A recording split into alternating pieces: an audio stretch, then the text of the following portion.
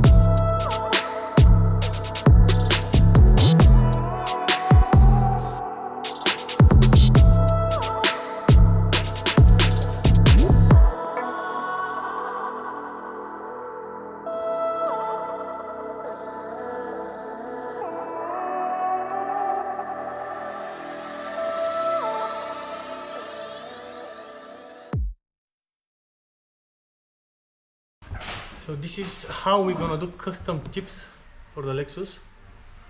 This is how they look like.